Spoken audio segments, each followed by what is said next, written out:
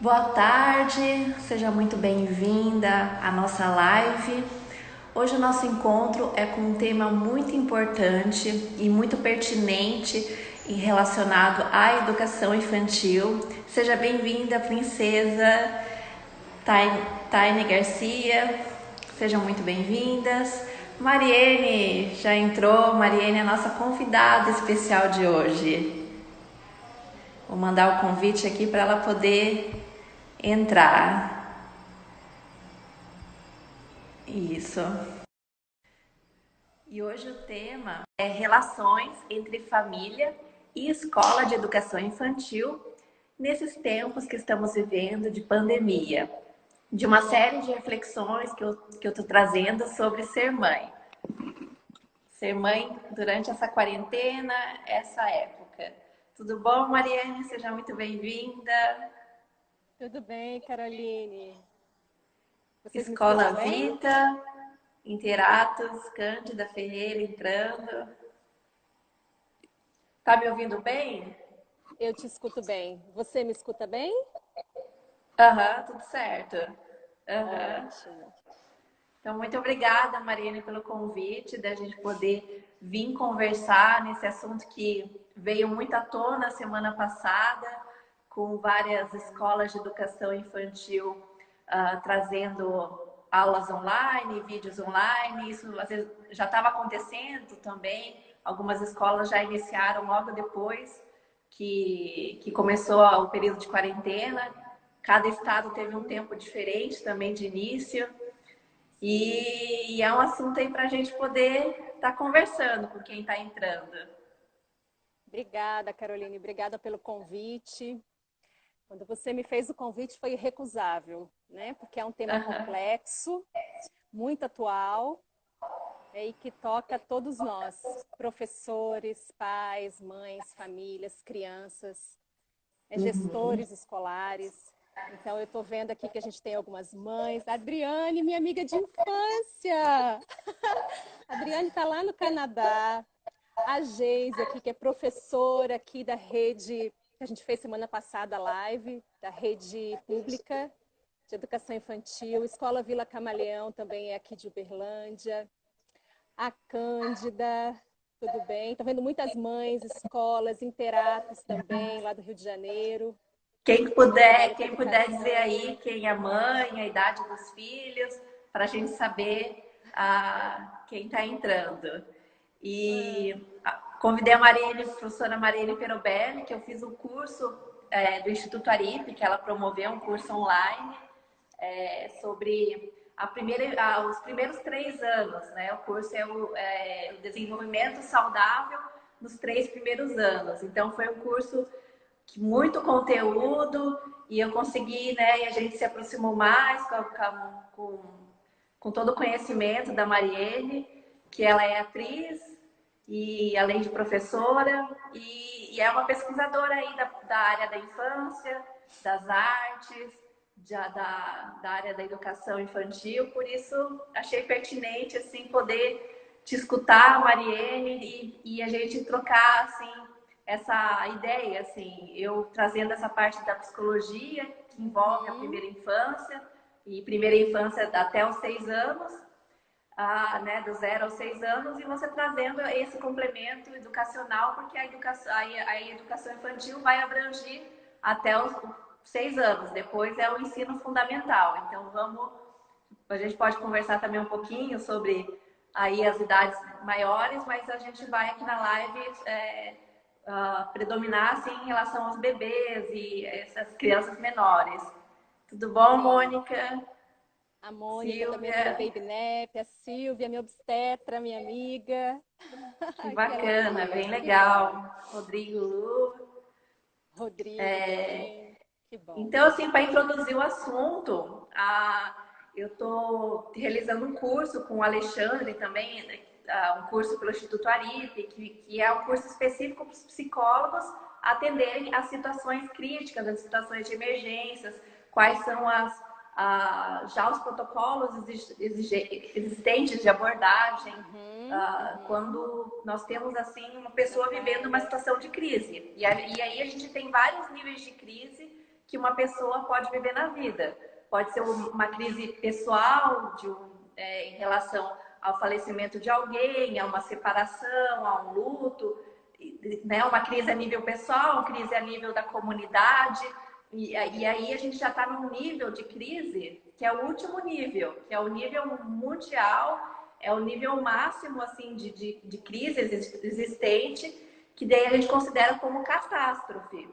Então, para introduzir o assunto, assim, o quanto a gente está vivendo transformações, todos estamos vivendo o mesmo momento histórico dessa catástrofe, e que isso gera alterações a nível emocional, a nível fisiológico. Então, a gente pode ter insônia por conta do excesso de estresse. Isso a gente não tem muito como controlar isso, os efeitos fisiológicos. Se sente um pouco acelerada em alguns momentos, em outros momentos muito cansada, muito com um excesso de cansaço e precisar repousar. A gente tem que estar se perceber nesses momentos tudo que essas alterações emocionais vêm trazendo nesse momento, e nível comportamental, como a gente está se comportando nesses dias aí, né? Aqui já são praticamente 30 dias que se passaram de quarentena. Então, a gente... Opa, eu virei a câmera aqui. Peraí. Como é A que gente vocês também está viram? aprendendo a lidar com essas novas ferramentas digitais, né? Para mim é um grande aprendizado. Nossa, agora eu não consigo mais virar. Peraí. Eu vou seguindo, então. Posso dar Pode sequência à sua seguir aqui. Eu tô tentando reflexão? apertar os botões aqui. Tá. Concordo com tudo isso que a gente vive. Claro que todos nós vamos concordar. Estamos vivendo na pele. As crianças estão sentindo junto com a gente, né? Então, quanto melhor a gente der conta, né, de passar por esse estresse, também menos catastrófico vai ser para as crianças, né, que convivem com a gente, porque elas estão no nosso campo, né, elas nasceram, aí quem vai falar isso é o Steiner, né, elas saem do nosso corpo físico, mas elas continuam no nosso envoltório, do nosso corpo vibracional, o nosso corpo emocional, consciencial. Então, elas vão refletir, elas vão espelhar os nossos comportamentos, as nossas emoções, os nossos pensamentos. Essa ideia não é para trazer mais um peso para a gente, né? Nossa, eu preciso me controlar, porque senão vai ser catastrófico para os meus filhos. É Não, justamente mas para a na gente ter verdade... consciência que essas alterações são Exato. esperadas e são reações normais. Isso, e que as E crianças estamos vão ter todos também.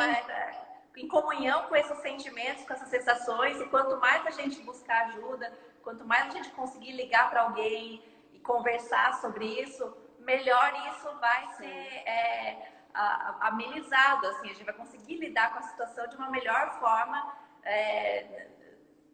estando assim, se aproximando das pessoas, né, virtualmente. Sim, sim. Eu vou, a partir dessa ideia que você trouxe da catástrofe que a gente está vivendo, a gente conversou um pouquinho sobre isso semana passada, de um outro ponto de vista, era outro tema, mas com a professora Geise. E aí eu trouxe uma reflexão para a gente olhar para o período, vamos olhar para o período da última guerra que a gente teve, né? Da Segunda Guerra Mundial, a Primeira Guerra Mundial. Quantos educadores, filósofos, cientistas, artistas brilhantes viveram esse processo, viveram o que a gente está vivendo hoje, porque do meu ponto de vista a gente está vivendo sim um estresse de guerra, né? É uma guerra viral. Estamos todos agora, meus pais acabaram de passar aqui em casa, minha mãe veio deixar a bolachinha que ela faz para as crianças. Ela fez na Páscoa e acabou. Olha a cena. Acabou de acontecer, 5 minutos antes de eu ligar aqui. E aí acabaram as bolachinhas, as crianças amam as bolachinhas da vovó. Eles vieram trazer os meus pais pelo lado de fora do portão. As crianças a 3 metros de distância do portão, porque os meus pais são grupo de risco, né? Não estão saindo de casa para nada, vieram aqui só trazer os biscoitos. E aí nós adultos fazendo a ponte, levando, trazendo, higieniza o que vai, higieniza o que vem. Né? Porque essa é a ideia da reclusão, né? Cada um na sua casa, e elas não podem conviver com os avós. Faz mais de um mês que eles não veem os avós. E aí eles, assim, de longe, mandando beijo uns para os outros, né? Eu sonho que abraço a minha mãe E no sonho mesmo eu penso, nossa, eu não podia ter abraçado. Olha só o meu inconsciente como está. E como não consegue se desligar totalmente, assim, né? Tá em estado de Da alerta. realidade. O tempo todo. Precisamos cuidar de 3 crianças. Tem um pai, uma mãe, uma sogra para cuidar. Né? Assim, é muita responsabilidade sobre os nossos ombros, de fato. Então, é um ambiente de guerra que a gente está vivendo de alguma forma. E estamos vivendo os traumas e ainda vamos viver, não sabemos o que vamos viver. Mas eu gosto muito de olhar para trás, de regressar e aprender com quem veio antes, para a gente poder se inspirar e se fortalecer e se preparar para o que pode vir depois, para o que pode vir a ser, para aquilo que nós estamos talvez nos tornando nesse momento presente, né? E aí eu vejo Rudolf Steiner, Amy Pickler, Hannah Arendt, tantos autores, filósofos, cientistas que me inspiram tanto, que trouxeram tantas contribuições.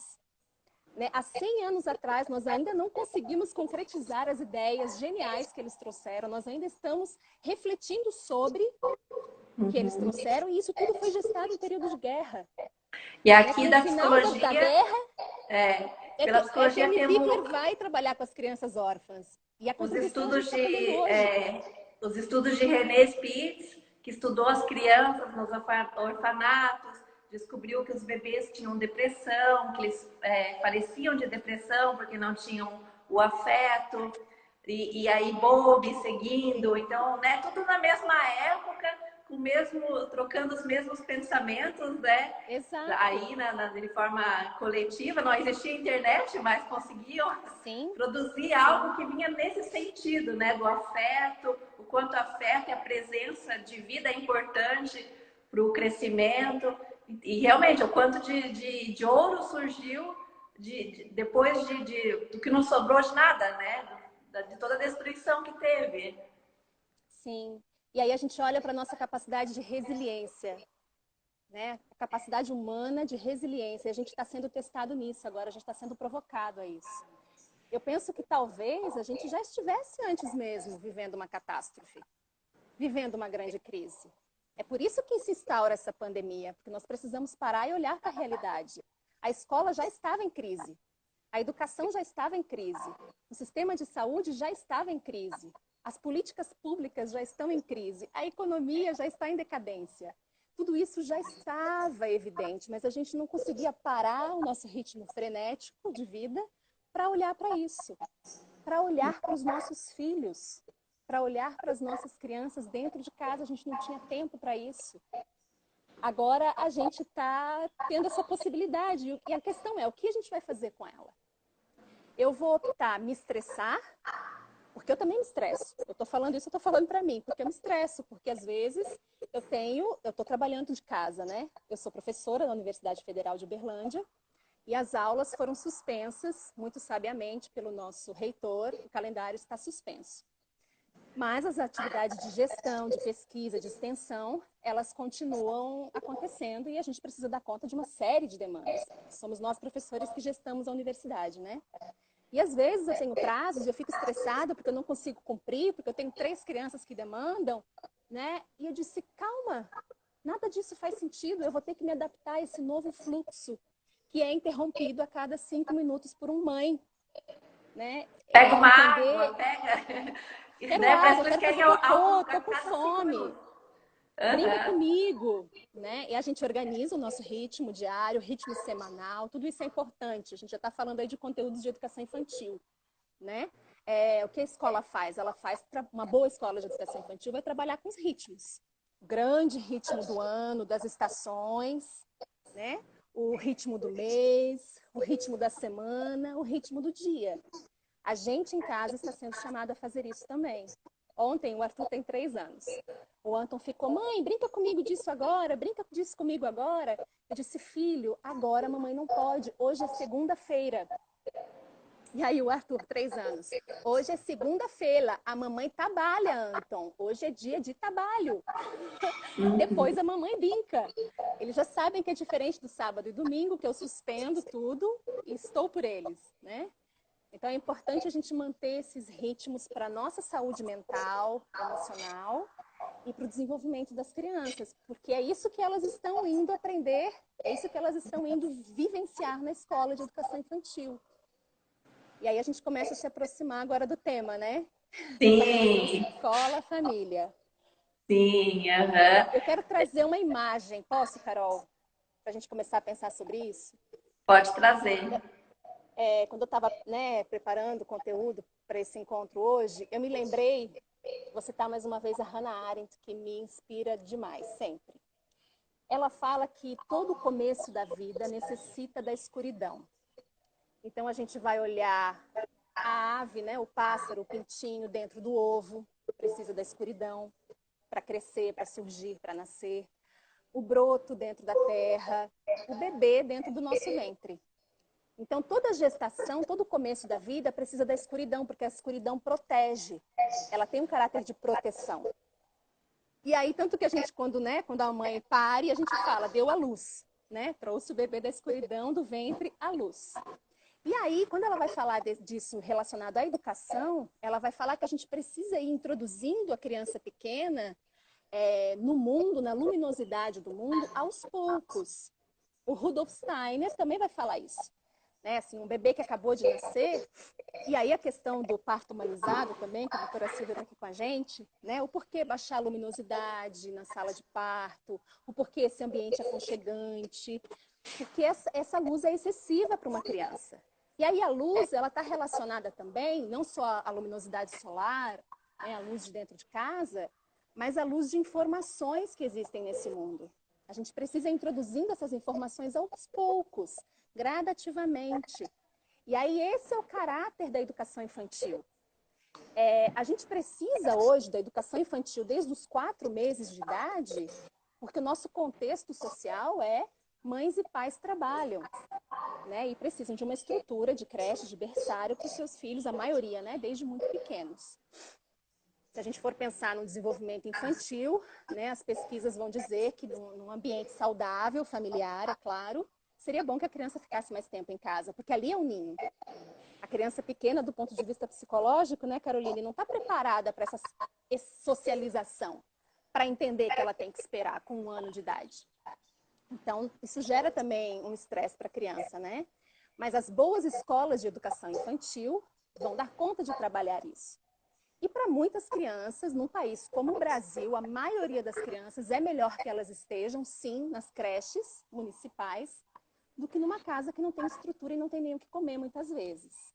Então é importante a gente olhar para esse caráter social, né, de políticas públicas de investimento na educação infantil, no desenvolvimento da primeiríssima infância e da primeira infância, que um país como o Brasil precisaria olhar. E aí, então, nesse caráter de introduzindo o mundo aos poucos para a criança, nesse cuidado, nós fomos agora paralisados e forçados a voltar para o ninho. Então, estamos todos de volta dentro de casa, inclusive a escola voltou para casa. As professoras também estão em casa, com suas famílias, com seus filhos, com seus pais que precisam de cuidados. As gestoras, as coordenadoras pedagógicas, né? Sim, Natália. A Natália está dizendo, e muitas famílias estão sujeitas a abusos dentro dos seus lares nesse momento, né? Isso é muito complicado, né? É uma questão de política pública, como cuidar dessas crianças que iam para a escola para comer, que iam para a escola para serem bem cuidadas, às vezes, era na escola mesmo que elas tinham o afeto, o vínculo, que em casa muitas vezes não tem estrutura para isso, e às vezes é um espaço de abuso, sim, né? Então, nós somos chamados agora a voltar para o casulo. Essa imagem, para mim, do casulo tem sido muito forte, da minha experiência pessoal. Eu sinto que eu ainda estou tecendo meu casulo. Meu casulo ainda não está pronto para as minhas asas crescerem, se fortalecerem, para eu abrir, sair e voar. E eu tenho pensado muito com relação a isso, nesse contexto das famílias, e qual o papel da escola nesse momento. De permitir também que essa experiência do casulo aconteça. Eu me sinto feliz porque eu posso tomar café da manhã sem pressa. Eu não tenho que sair de casa 15 para as 7 da manhã mais. Eu não tenho um... Tá dando eco? A Lisa tá falando que tá dando eco. Será que o seu áudio aí tá muito alto, Carol? Deixa eu baixar, então. Ah, daí é por causa do meu, tá. Eu acho que é. Eu botei o fone por isso, para não ficar o eco indo e vindo. E agora, melhorou? Eu vou falando, diz aí se melhorou. Tá melhor? Sim, tá melhor ou sim tá dando eco, Natália? Diz que Oi, está. Natália. Uhum. Só que é muito difícil, né, Caroline? Você que traz um olhar psicológico pra gente, é preciso estrutura, não só física e financeira. Melhorou, que bom, Natália, obrigada. Oi, Indira, tudo bem? É preciso, além da estrutura física e financeira, para a gente voltar para esse casulo, é preciso uma estrutura mental, emocional e psicológica. Porque voltar para o casulo, voltar para dentro, a gente vai ter que voltar a conviver primeiro com a gente mesmo, porque agora a gente não está tão distraído olhando para fora, e conviver com os nossos filhos, com as nossas crianças, com as nossas famílias, com os nossos companheiros. Será que a gente alimentou essa estrutura antes? Será que a gente tem essa estrutura para dar conta disso agora? E aí a escola, qual é o papel da escola nesse contexto, né? Ela vem para distrair a gente e voltar a nossa atenção para fora novamente, ou ela vem para nos ajudar a fortalecer esses vínculos, para nos dar apoio, para criar redes de apoio, com conteúdos para os pais, para darmos conta de lidar com essa situação. O que a gente precisa? A gente precisa de atividades para a criança ou a gente precisa de um suporte para as famílias? Eu vejo que existem essas duas realidades acontecendo simultaneamente. Eu vejo escolas cuidando das famílias e eu vejo escolas encaminhando atividades para serem realizadas por crianças de 1, 2, 3, 4, 5, 6 anos de idade, que não faz o menor sentido para essas crianças.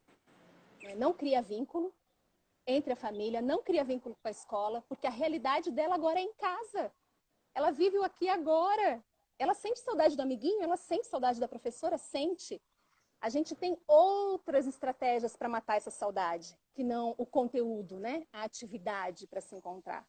Como a gente se encontra? A gente se encontra para quê se a gente vai fazer um encontro virtual? Qual o sentido desse encontro? É justificar a mensalidade que os pais têm que pagar, no caso da escola particular? Qual está sendo a posição dos pais também? Os pais estão cobrando conteúdo para justificar o pagamento da mensalidade? Ou nós somos de fato parceiros e nós, famílias, entendemos que a escola também é composta por famílias, que as professoras também têm filhos e estruturas familiares para alimentarem e que nós fazemos parte dessa rede, que nós estamos juntos vivendo essa crise. Às vezes ela acaba sendo uma crise financeira e o foco é tirado da criança, que deveria ser o foco, e o foco passa a ser um conflito de leis, de finanças, né, de contas que precisam ser pagas. E a criança fica lá por último na fila de todas as prioridades que vêm antes. Desculpa a alfinetada, mas eu vejo que isso também acontece. E a gente precisa olhar para isso, a gente está sendo chamado a olhar para isso, né? O que você pensa, Carol? As pessoas também compartilham o que estão vivendo, como é que está sendo com a escola dos filhos de vocês, como está sendo essa experiência, enfim. Para a gente poder ir Quem trocando puder conhecimento aqui também. As compartilhar. professoras, tem muitas professoras, tem gestoras de escolas aqui também, que eu queria escutar um pouquinho. Uhum. Uma escola que desde ali do bebezinho, com 2 anos, já tem uma apostila, né? Assim, tem uma apostila, o número de páginas, parece que ele já dá a ideia que tem que chegar lá no final do ano com todas aquelas páginas preenchidas. E ao mesmo tempo, né, o Davi estudou em 3 escolas, né? O Davi tem 5 anos, mas ele já passou, agora é a quarta escola, mas ele já passou pela, né, de cidades que a gente se mudou, ele passou pelas escolas e as escolas tinham apostilas. E quando você problematizava isso, eles falavam, não, mas a apostila é só o norte, a gente não segue a apostila. Só que o que eu vi ao longo do ano é eles fazendo as próprias atividades em outras folhas. Então, eles criando a própria apostila, as próprias folhas, para darem para as crianças preencherem. E daí isso passa muita noção de que existe um conteúdo, desde ali dos 2, 3 anos, um conteúdo, 1 ano até, a ser vencido. E se ele não alcançar todo aquele conteúdo lá no final do ano, ele perdeu de se desenvolver, ele não se desenvolveu. E às vezes as mães, os pais, quem está cuidando dos filhos, estão muito angustiados de que esse tempo aí eles estão perdendo conteúdos muito preciosos e não vai dar para recuperar. E daí a live também é um pouco para desmistificar isso, de que ali a educação infantil não existe um conteúdo a ser atingido para depois iniciar o primeiro ano, que é quando se deveria, né, que quando se deveria iniciar a alfabetização. E o que a gente vê é ali, já desde o início, querendo introduzir uma alfabetização muito precoce e que não é aí a prontidão que a criança está naquele momento para ter. Existem sim bases para a alfabetização, mas não a questão da leitura em si, antes dos 6 anos. Sim, sim. A educação infantil é o lugar do brincar, né? De 0 a 6 anos, a criança precisa o quê? Brincar. E ela precisa seguir brincando ao longo de toda a infância que segue ainda, né? E é muito difícil para um bebê de 2, 3 anos ficar sentado por um longo tempo. É muito difícil. Então, isso está muito difícil de ser quebrado, essa questão de ficar sentado, porque a criança precisa do movimento para aprender. Ela precisa se interagir, tudo precisa ser muito brincante. E tudo que ela faz no cotidiano ela está aprendendo. O comer, o ir para o banheiro, todas as ações é aprendizado na primeira infância, porque a criança está totalmente dependente de alguém. Nesses 6 primeiros anos de vida, ela está dependente, né? Quem tem criança aí em casa sabe o quanto que a criança, mesmo que ela não consiga buscar uma água, ela quer que você vá lá, junto com ela, pegar aquela água. Ela quer que você vá lá e esteja, né, veja ela comendo aquela fruta. Ela pode fazer muito bem sozinha ali com 4, 5 anos, mas ela quer a tua presença. E ela na escola, o professor vai dar, né, essa qualidade de presença. Então, isso que compõe o desenvolvimento. Todo o convívio, o afeto, sim, tudo isso compõe as bases depois para a leitura, a alfabetização e as disciplinas, né? Nessa primeira infância não tem essa disciplinas assim, né? Compartimentos. Agora vamos fazer matemática, agora é português. Então, né? Isso também já se passou também para os ensinos das demais idades. Pode falar aí, Mariene. Tá falhando bastante um pouco para gente vocês ou só comentando para aqui. mim? Eu quero trazer o comentário aqui da Natália. A Natália o ideal falando, seria o ideal suporte seria para famílias. dar o suporte para as famílias, mas ouço que muitas mães de outras mães Pode uma ler pressão aí, muito Mariene. grande em fazer as atividades que são atividades em excesso. Tá cortando? Não, pode falar. Ixi, gente, será que é o meu que está falhando?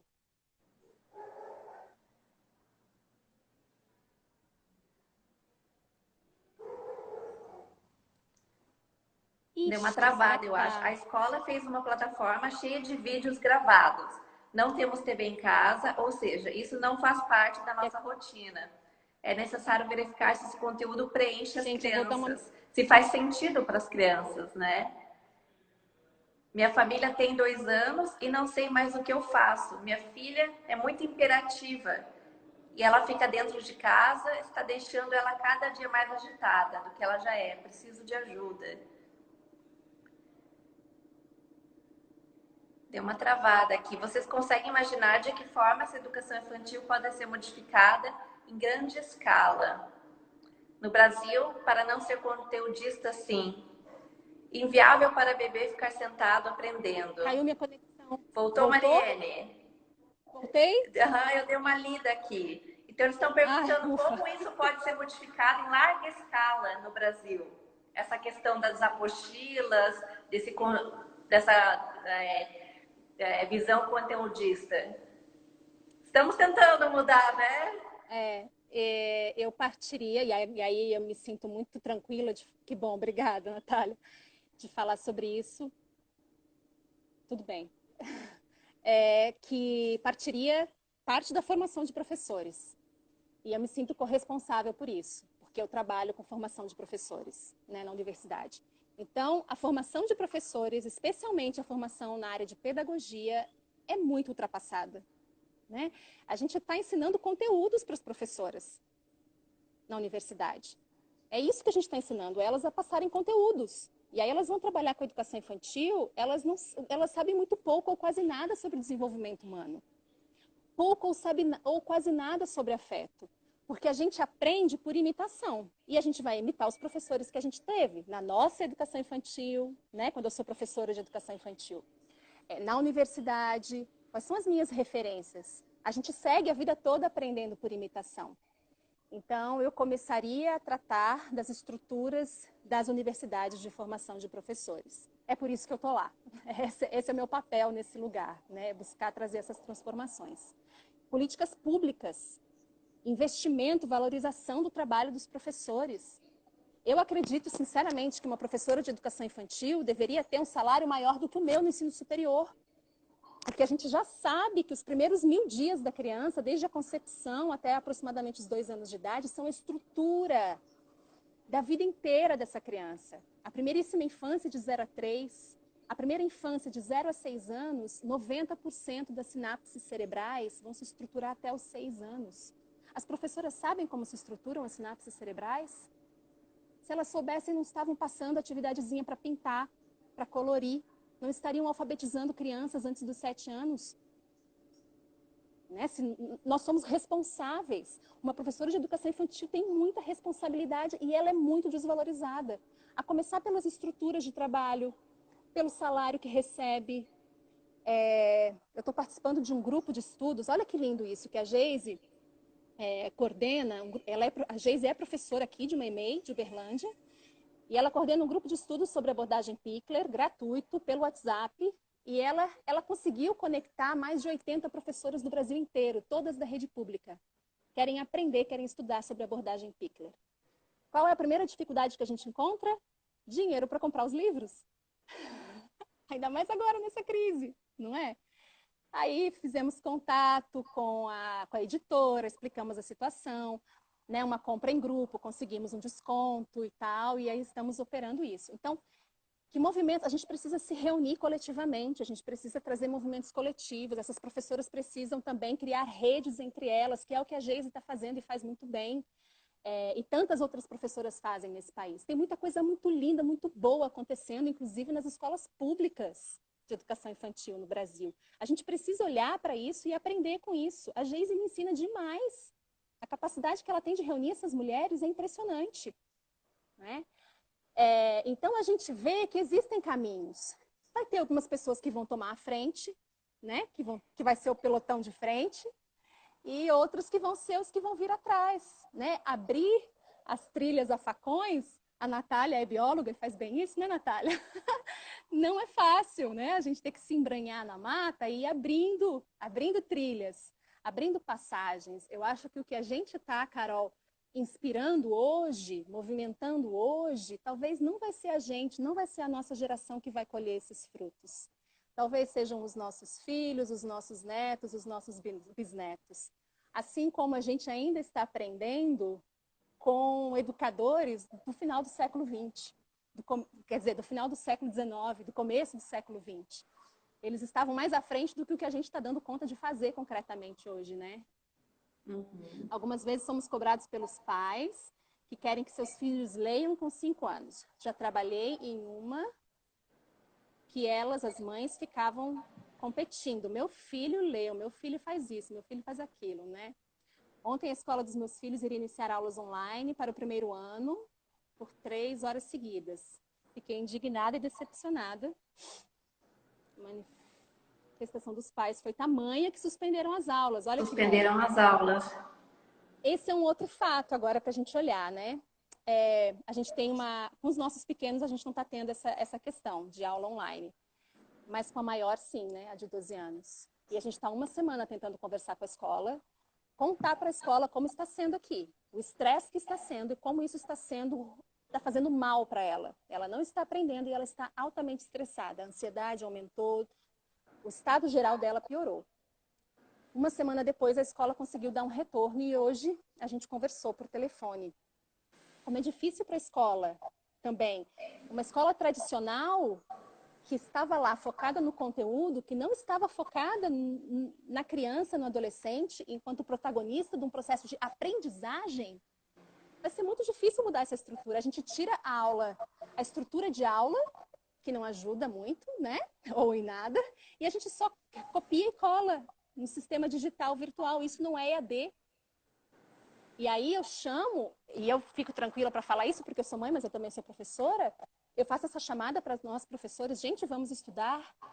Eu sei que é difícil agora, né? É difícil estudar em meio à pandemia, em meio a filhos para cuidar e tudo isso que está acontecendo. Mas o chamado é esse. Vamos nos basear em evidências científicas que já existem. Vamos nos basear em experiências que já existem e que dão certo. A gente precisa abrir os nossos horizontes e parar de ficar batendo com a cabeça na parede, achando que esse é o único caminho. As professoras que são forçadas, né, cobradas pelas famílias a alfabetizarem essas crianças, qual é o nosso papel? Muito amorosamente, porque essas mães, esses pais não sabem. Eles não estudaram pedagogia, não estudaram psicologia. Então a gente também precisa ter paciência, né? Como que um pai, sei lá, engenheiro civil vai saber sobre o desenvolvimento da criança? A gente é que tem que saber.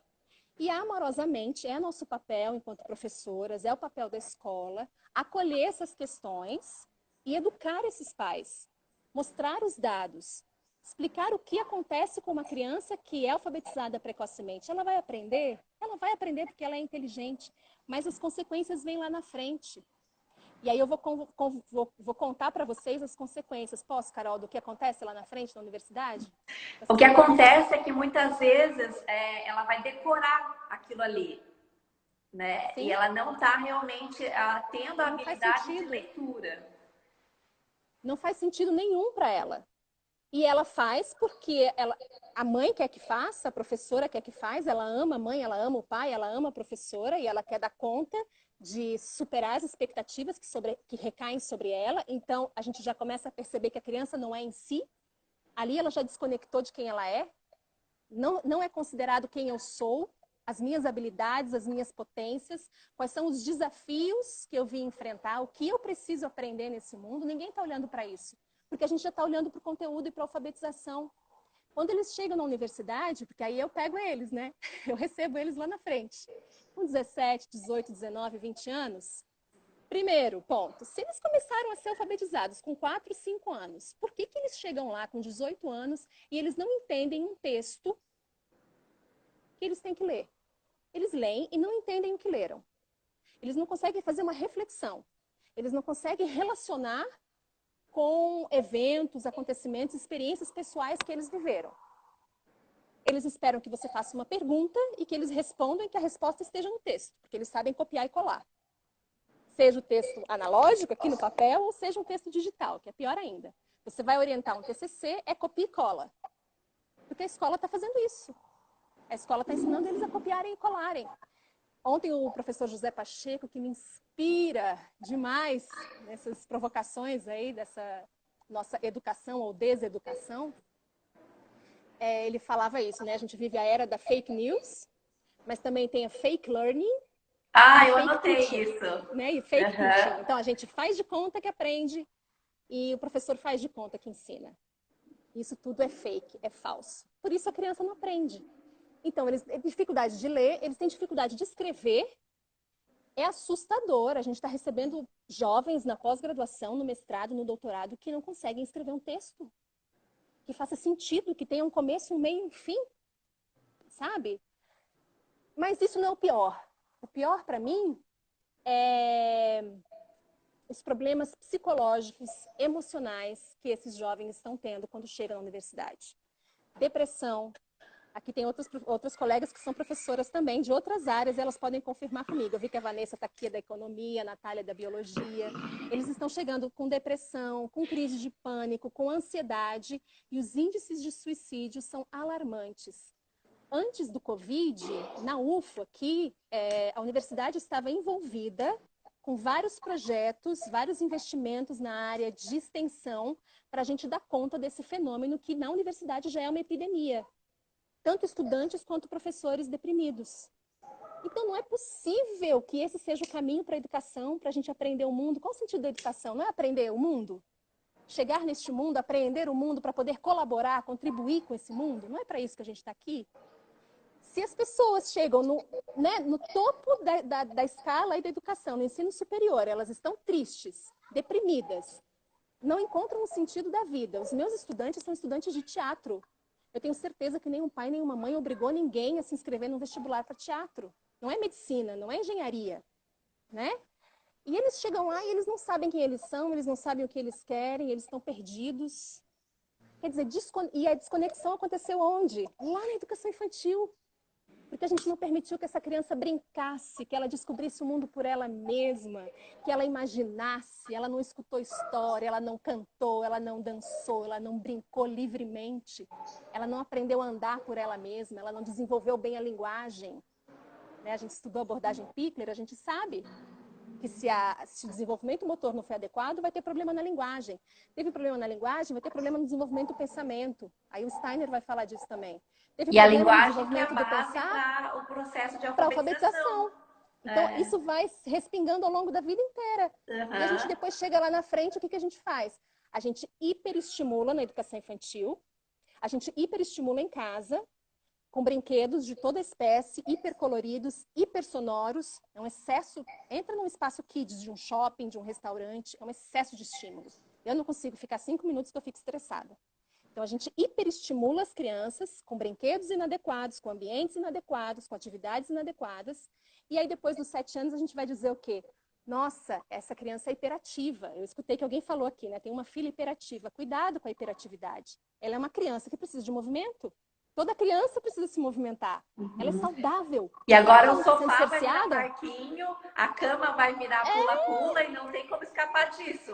Sim, a gente vai ter que mudar os móveis dentro de casa, né? Criar um ambiente seguro para que elas possam pular, correr, saltar. O vizinho de baixo vai ter que ter paciência, o vizinho de cima também, porque são crianças reclusas num ambiente fechado.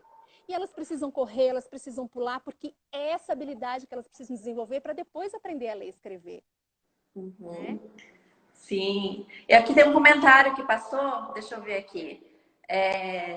Mas percebe que tem crianças maiores e adolescentes que têm gostado do formato de aulas online nesse momento, pela própria autocobrança e senso de responsabilidade.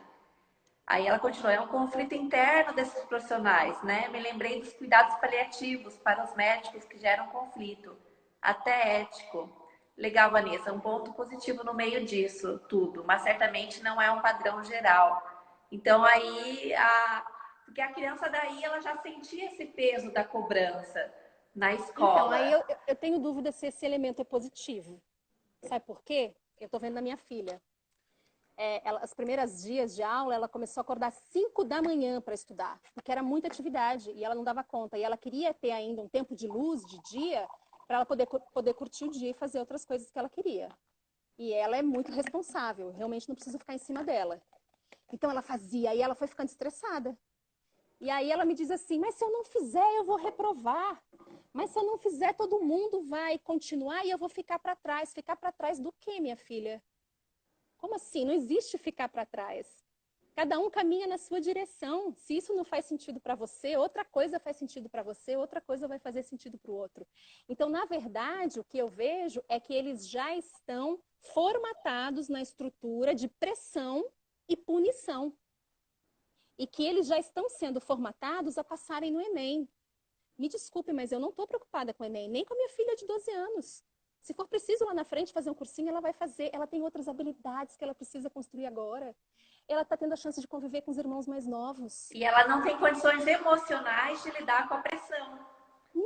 Não tem. Ela começou a roer unha, aí começa a comer ataca tudo que tem na despensa, fica ansiosa, grita com todo mundo, perde a paciência com os irmãos. E lembrando que a gente já está vivendo num momento de pressão, num momento de crise, então a gente precisa, né? E aí que eu quero entrar, assim, qual que é o diálogo, então, que a gente vai construir com a escola, para não ficar refém do que a escola manda, do que a escola propõe. Quer dizer, a escola tá seguindo o trem, né? O trem está continuando andando. Sim, sim. Mas de que maneira nós pais vamos, então, como você falou, tem escolas também propondo outras propostas, né, trazendo outras, né, o Davi agora ele está numa escola que não tem apostila.